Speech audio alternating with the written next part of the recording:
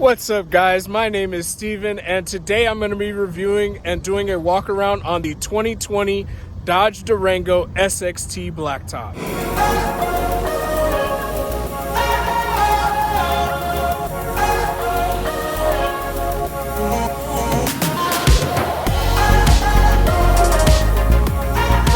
Take a look at the exterior of the vehicle and see what you're going to get with this blacktop package.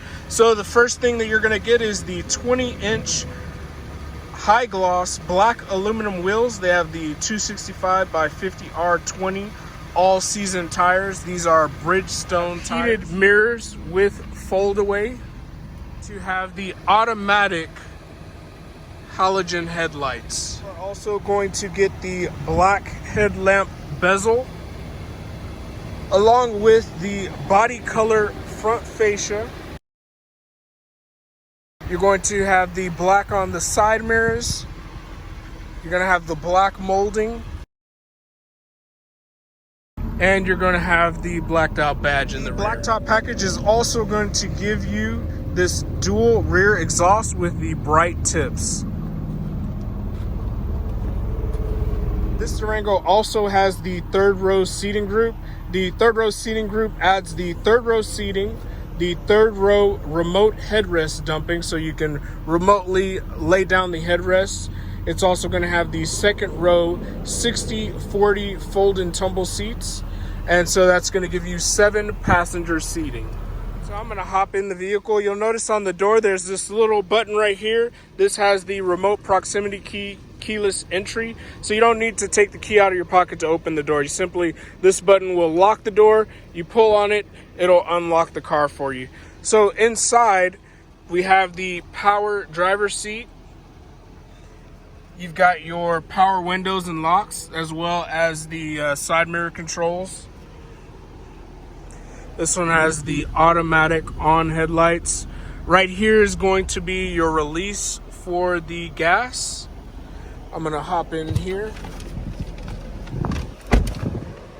All right, so on the dash, you'll notice that you have your Bluetooth, so you can pair your Bluetooth phone to the vehicle, which is nice, and you don't have to, take your phone out and use your phone. A lot of states now have the law to where you can't be on your phone, so it's nice that this car has that to where you can use the Bluetooth.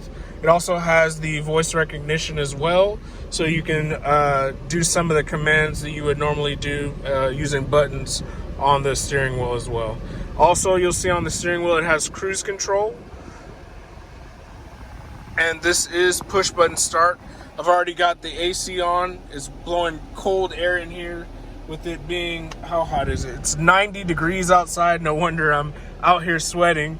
But the AC blows really cold, which is nice, and it cools down quickly, which I also thought was a nice thing. When I first got in the car, it was real hot in here, and I was worried about how long it was going to take to cool down, but it was nice that the AC cooled down pretty quickly. Also down here you have 2 USB ports and an auxiliary jack. And let's see what this is right here. So this is your 12-volt outlet right there. The vehicle has the 8-speed automatic transmission, so you're going to get about 19 city and 26 miles per gallon on the highway. This particular car is equipped with the Uconnect 4 with 7-inch display. The Uconnect 4 has the Apple CarPlay for 2020, as well as Google Android Auto, so you can connect your phone to it and use a lot of your phone controls through the actual stereo of the radio, instead of having to pull out your phone as well. So you can see text messages, you can go through phone calls. Also, if you have like iTunes, you can control your iTunes through the car controls instead of you having to use your phone to do that. Okay, so let's go through this Uconnect 4 system and see kind of what's in here and what you can do. So looks like you have your AM, FM, and Sirius XM satellite radio. I believe you're going to get that free for 1 year, and then after a year you of course have to pay for it. But there's, if you're not familiar with Sirius, you get a ton of channels pretty much any genre that you're looking for, you can find it in here. If you want to listen to, pop, let's see what we got here, hip hop, talk show radio, you have your sports channels, politics and news. So yeah, anything you want to listen to, I'm sure you can find a station on this Sirius satellite radio that fits what you're looking to listen to. And then the media button, so you have these USB ports down here. You can plug in a USB stick or auxiliary drive, or not auxiliary drive, but the auxiliary port.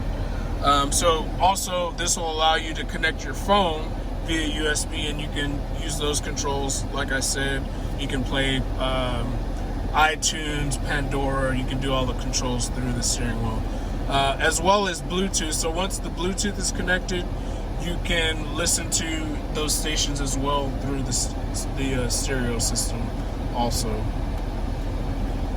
I'm going to go over here to climate. So you have dual climate control, so I can have a temperature set on the driver's side, passenger can have a separate temperature set. Pretty standard, your front and rear defrost. You have rear climate controls, which is nice, and you can lock those rear climate controls for your bad kids so they can't change the climate controls. So I'm going to go back to the front. The sync button will sync both sides, so whatever temperature I set for the driver will be set for the passenger as well, if you have the sync set.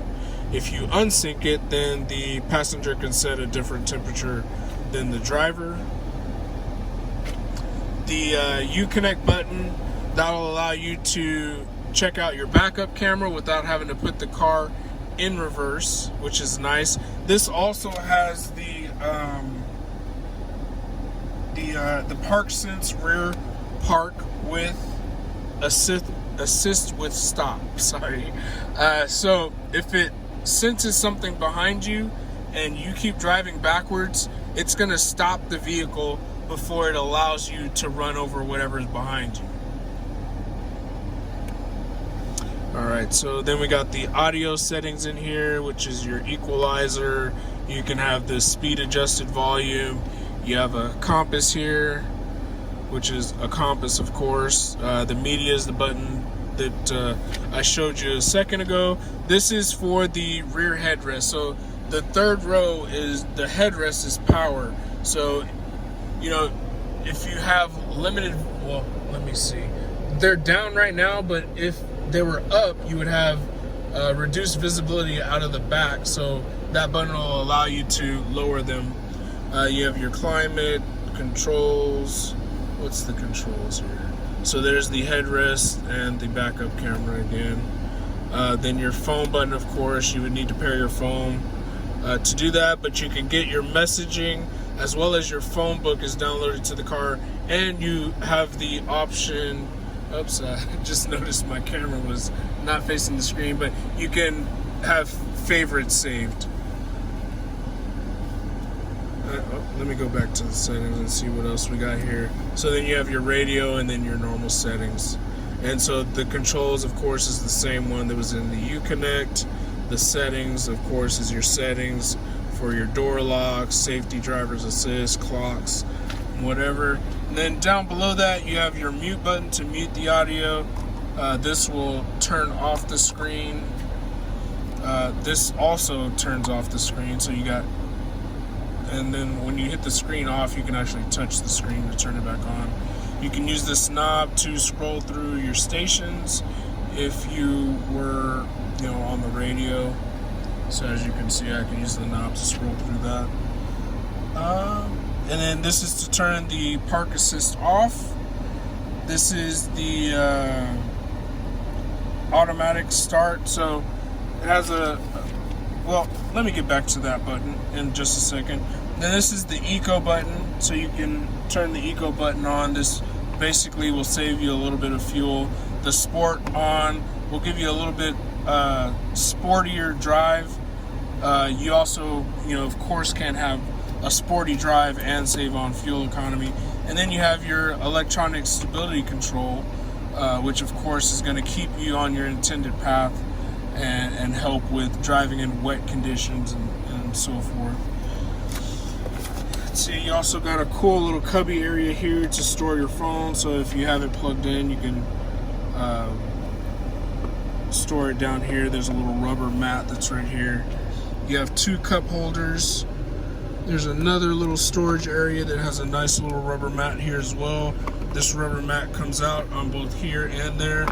So this is nice because if you get it dirty, you can just simply pop these out and wash them. Same with the cup holder, these are removable. So if you spill something in there, you can remove those and wash it. Here's the passenger seat. You got lock controls over there. Let's check out the glove box. It's a locking glove box. So,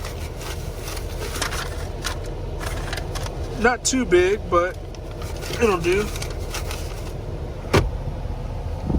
And then I like the aluminum finish that they have here, as well as around the vents. It has this nice aluminum finish around all of the vents, the door handles. You have your speakers over there in the door as well. Auto dimming rear view mirror. A little cubby holder up here, which is nice to put your glasses.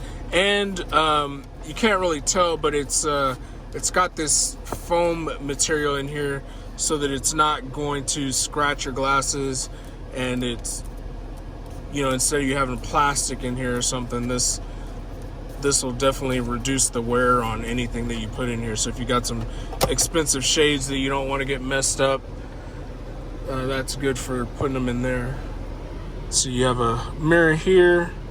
This one is not lighted. Here's your little speaker for your Bluetooth. There's also one over here on the passenger side. Let's see, you got a nice mirror over here. And here's the door pockets. There's a cup holder. Actually, it looks more like a bottle holder. So if you got a water bottle, it looks like it'll fit in the door just fine. All right, let's go to the back. All right, so in the back seat, you have cup holders in the door. You have your window controls. Again, you have this nice aluminum molding. I like this too. This is a little plastic step that's right here, so that when you get into the back seat, you can step there, and that's going to be a lot easier and a lot more durable than just having carpet right there. You have pockets in the rear seats. There's your vent controls for the rear.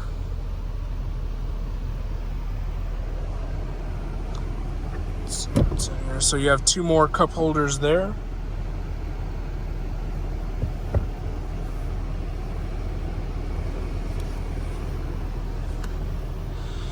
And the seats have this real soft cloth, which I'm sure long rides, it's gonna keep you comfortable. Also in the second row on the roof, you're gonna have your actual temperature control, so the second row and third row can be adjusted here.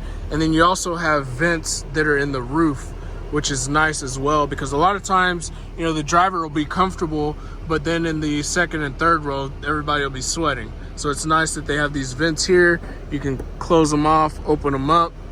You also have lighting right there and in the second row. And then, so how do you get to the third row? So you have this handle right here. You're gonna pull that up. That's gonna lay the second row flat. And then there's another red handle right here. You simply pull up, and it's real easy to pull up. You know, I think a child would definitely be able to get in on his or her own. And then again, you got this right here to step on so that you can walk to the back. And there's plenty of walkway, I don't know if you could tell from the video, to get from the second row to the third row. I'm gonna go ahead and sit back here real quick.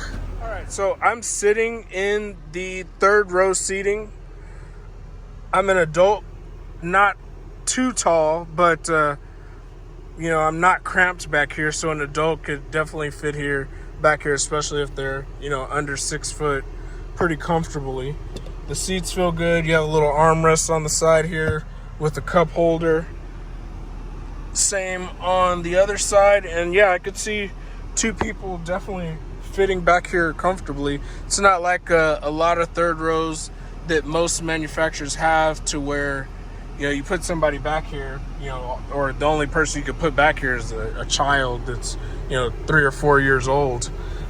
So it's definitely a lot of space in this vehicle. So if you're looking for a mid-size SUV with good seating for 7 passengers, this is definitely one to look at. And something I didn't see, you've got your little hooks up here on both sides. If you have some clothes you just got back from the cleaners, you can hang them up instead of setting them on the seat or laying them in the back.